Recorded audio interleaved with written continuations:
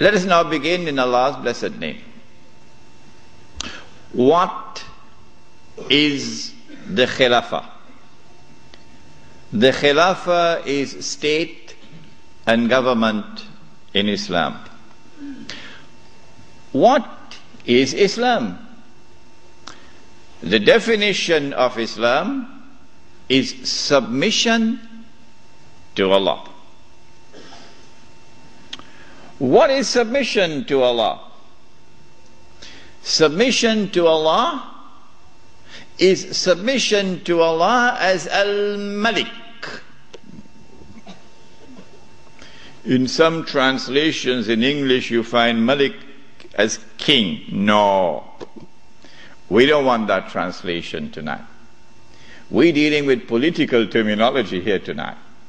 And so Al-Malik is the sovereign. Now that's a word you'll understand. Sovereign.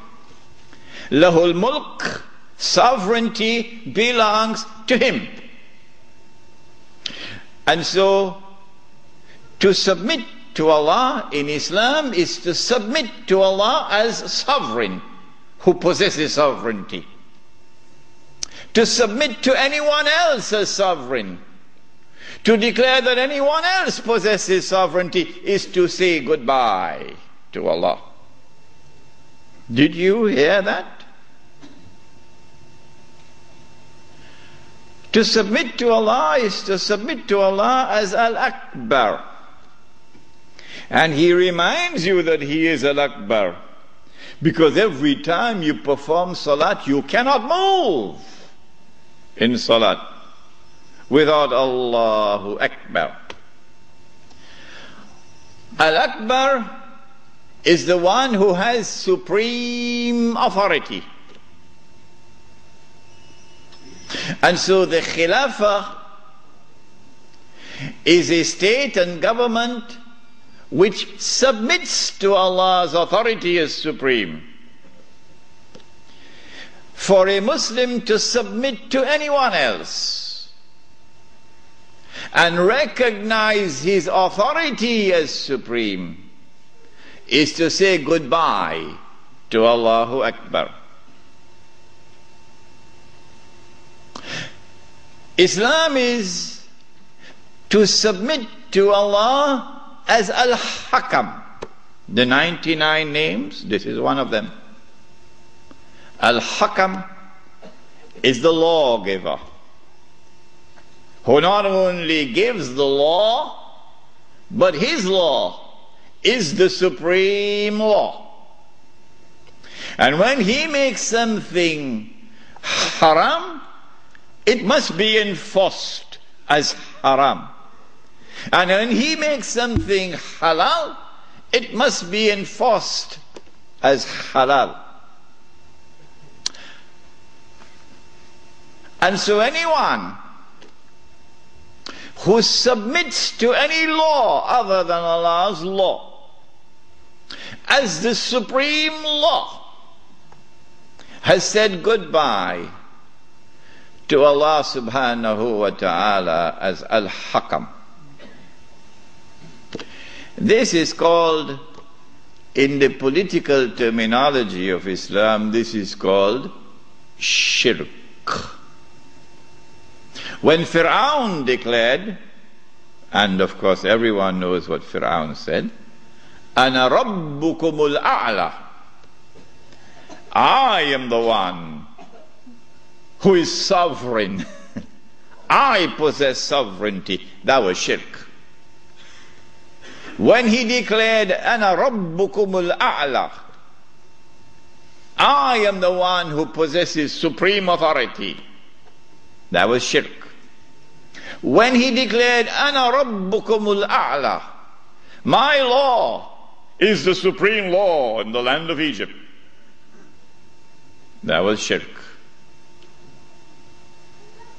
And Allah punished him with terrible punishment for his shirk. This then was the Khilafah, a system of state and government in which Muslims could submit to Allah subhanahu wa ta'ala as Al-Malik, as Al-Akbar, as Al-Hakam. The Khilafah was destroyed. Who destroyed it? Why did they destroy it? How did they destroy it? When did they destroy it? What did they replace it with? With what was it replaced? And what is its destiny? These are awesomely important questions which very few can answer today. There is a book outside which was not written as an attack on a religious movement, the Wahhabi movement, no.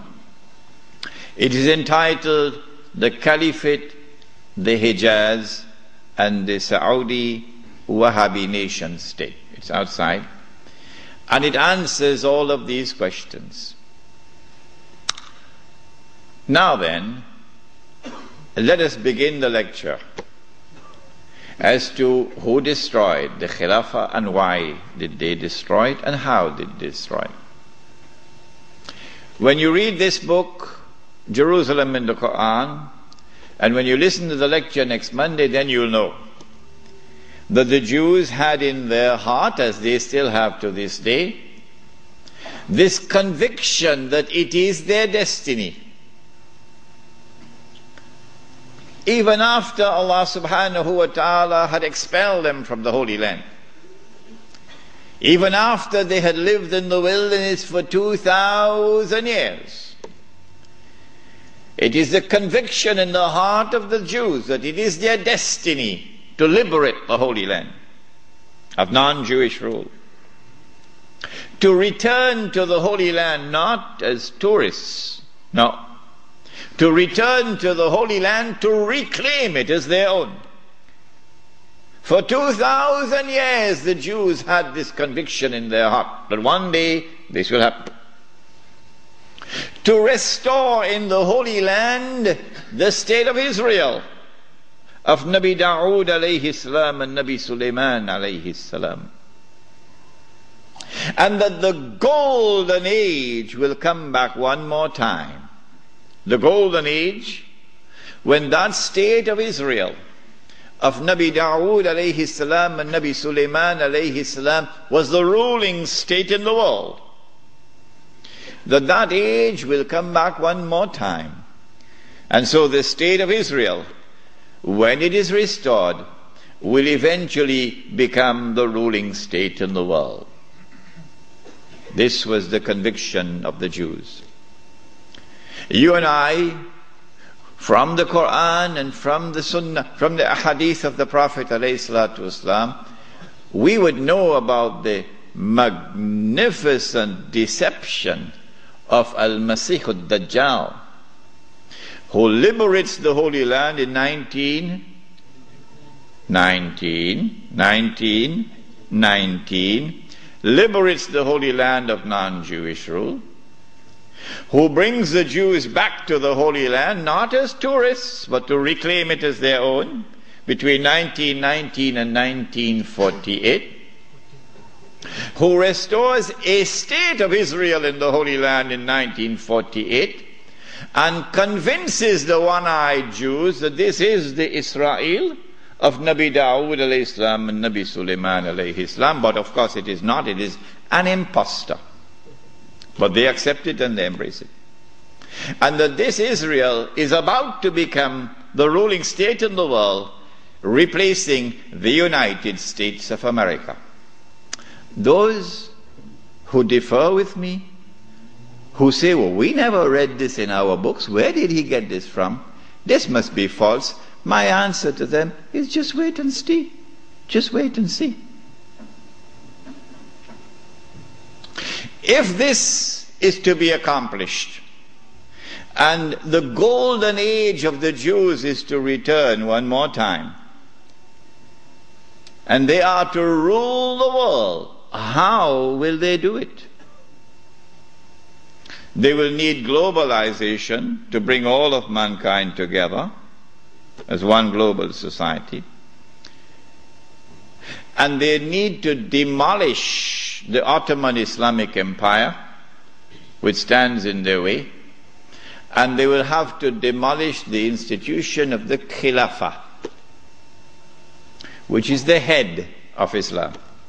If you can cut off the head, then you can paralyze the body. And so the attack is now launched to cut off the head, the Khilafah.